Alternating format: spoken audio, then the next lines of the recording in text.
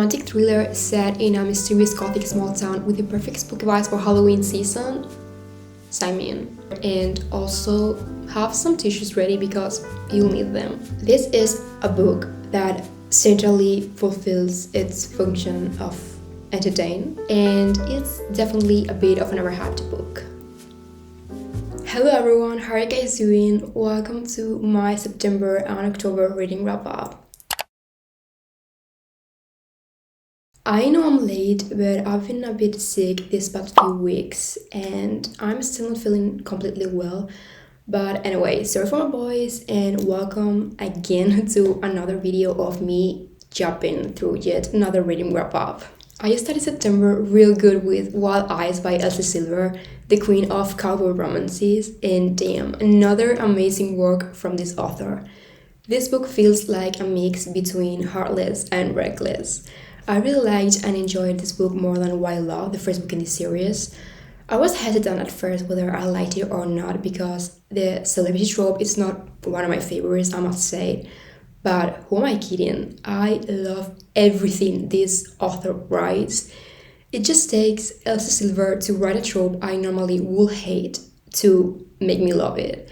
Definitely 5 stars. I read the vintage series by Seraya, starting with Nemesis.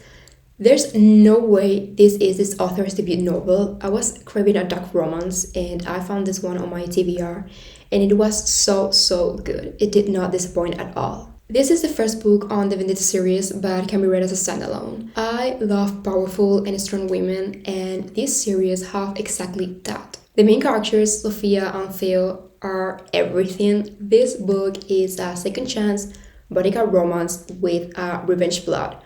What else do you need me to say to convince you to read this book? I gave you 4 stars. This series continues with Ashes. This is my favorite book from this series. When I tell you this was too good, it's because it was that good. And yes, it is that serious. There was so much more action than in the first book, and I personally loved it. Girls, he learned how to bake for her birthday, and he even decorated the cake with her favorite color. 4.75 stars from me. And the last book in the series is Barden's. Roles were reversed this time. This is a captive and captured romance, but plus twist, she is the captor. Isn't that so cool? Amelia and Noah, the main characters, are just the perfect couple, and them being together makes so much sense. They were just made for each other. I gave it 4.5 stars. I must say that there are 2 side characters in this series that have so much chemistry, and the fact that we'll never get to have their book should be illegal. I hope someday we get at least a spin-off of them. Next thing I read in September was the whole Better Than the Movie series by Lynn Painter. I made a video talking about this series and a guide on how to read it, so I'm not gonna get much into it, but you can just go watch that video if you want to. Better Than Before, this is the first novella in this series, and it's a prequel that centers around the main characters in Better Than the Movies, but also around the main characters in Better On You, which is another book by Lynn Painter. I rate Better Than the Movies 5 stars every single time I read it because it just gets better with every reread. Nothing Better Than You and Better Than the Prom are the next 2 novellas.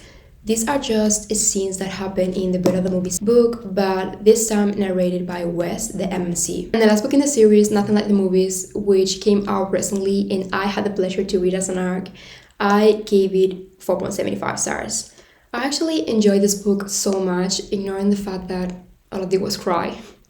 But rereading the whole Better Than Movies series before getting into this sequel was like a roller coaster. This book is a second chance college romance with dual POV, slow burn, long and banter, and a lot of miscommunication. Obviously, I had to read Better On You next because the MMC in this book was his cousin from Better Than the Movies.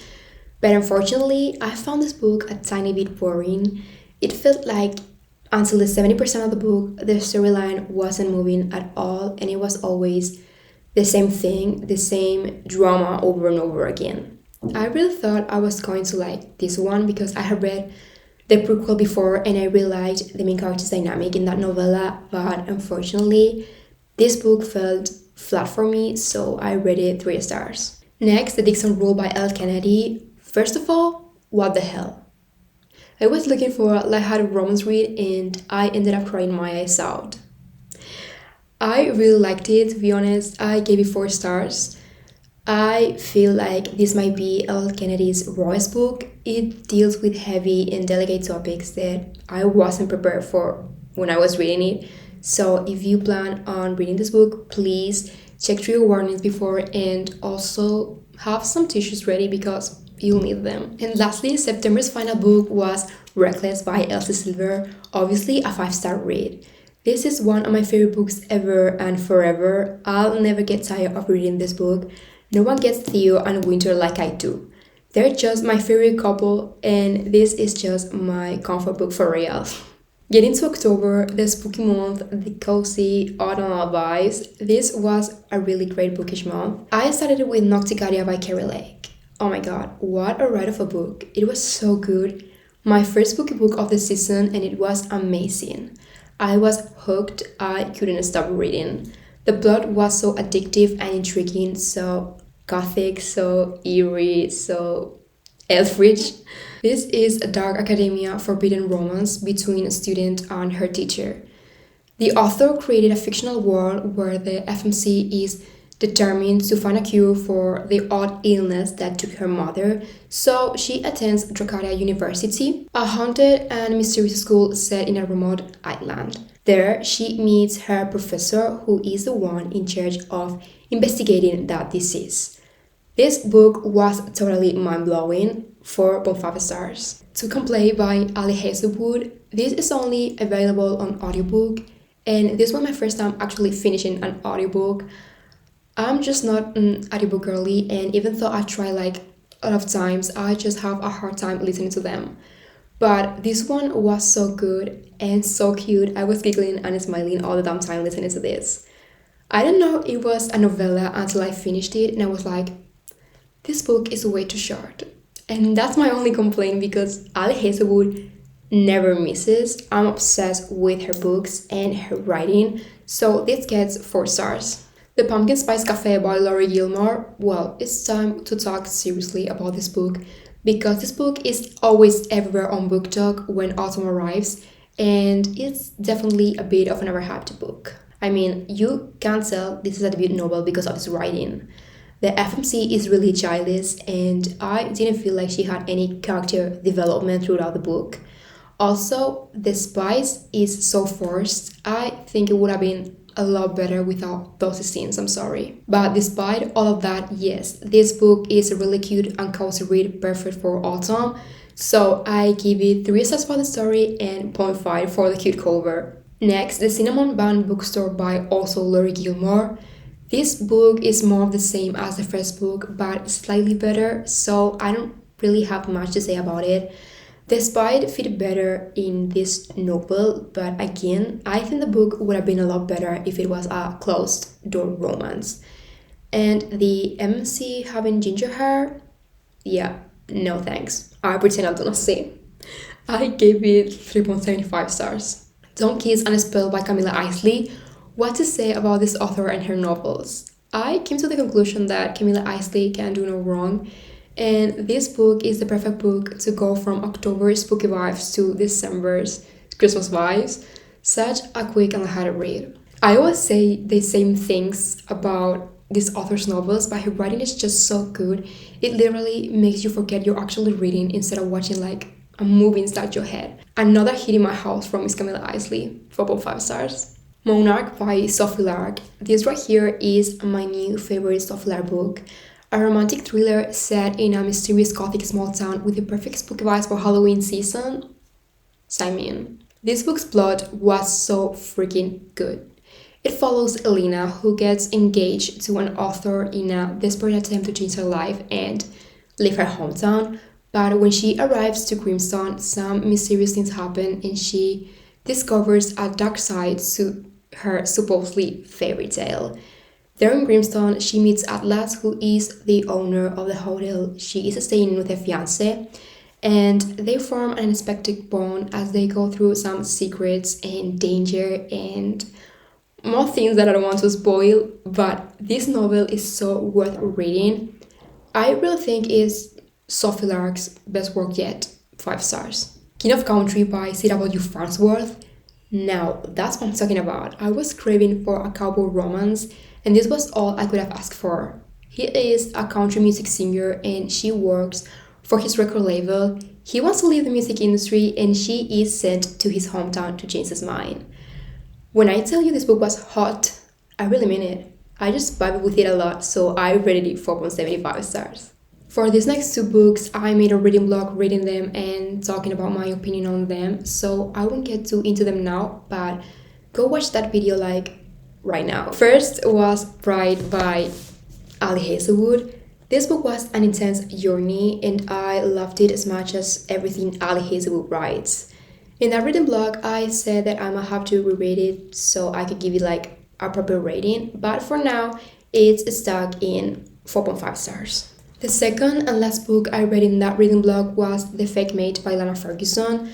I found this book underwhelming compared to what I was expecting. I didn't dislike it, but it didn't stick out to me either, possibly due to the lack of a storyline. It also has the breakup trope, which I don't mind most of the times, but it was too lackluster in this book. I rated it 3 stars. The Striker by Ana Huang.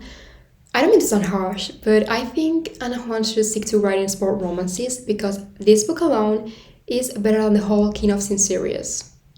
I probably would have given it a higher rating if the book wasn't that long because there's way too many filler scenes. This book is almost 600 pages long, and sorry, but there's not a single reason for a romance book to be that long. I don't know why, but I still gave it 3.75 stars. Mr. October by Bethany Weaver. Yes, this was incredibly good. I was looking for some worthy novella to keep up with my reading goal, and this was exactly it. But when I finished it, it got me wishing it was longer. This is a childhood friends lovers romance set in a cozy small town around a Halloween festival, and the main characters get engaged in spooky pranks with each other. I don't usually like to read novellas, but I have to give this one 5 stars. And the last book was Spookily Yours by Jennifer Chapman. Well, this is a book that centrally fulfills its function of entertain. This is a romance between a witch and a demon, but when they met, the demon was hacked into a cat because he's been cursed by another witch.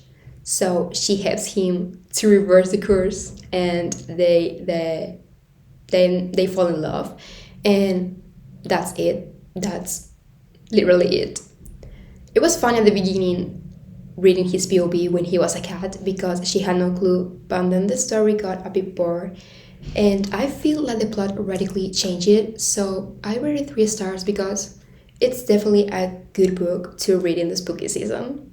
And so we've came to an end. Thank you so much for watching. I hope you enjoyed it, and don't forget to subscribe and to follow me on all my socials. Bye and see you in the next video.